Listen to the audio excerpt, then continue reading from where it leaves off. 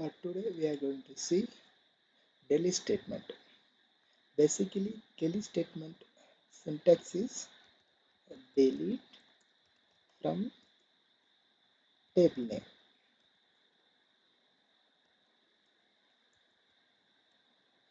Delete from table. This is the syntax. And whatever business conditions you need to provide in where class, that is very careful. Otherwise, entire table will be deleted. Okay, suppose I am going to delete from in this table where actor ID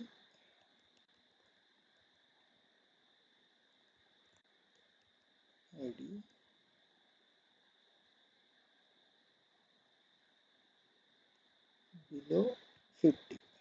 I am going to delete 49 records deleted. Suppose I want delete only 50, only one row affected. If you are not mentioning any where clause, entire record will be deleted. Here you need to mention particular filter condition, otherwise data will be lost. So you need to be very careful on this one, otherwise you will lose data.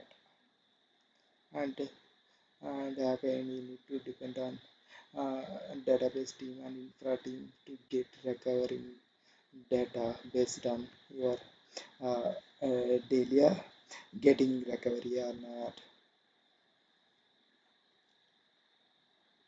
Basically, delete from table. This is the delete statement. Now I am checking this table, data is present or not. No, data not present here. If data daily backup is not happening, you won't get data. So this is your responsibility. You need to be careful on this deleting.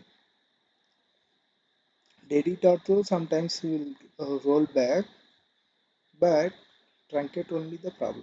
We will see in further sections truncate statement.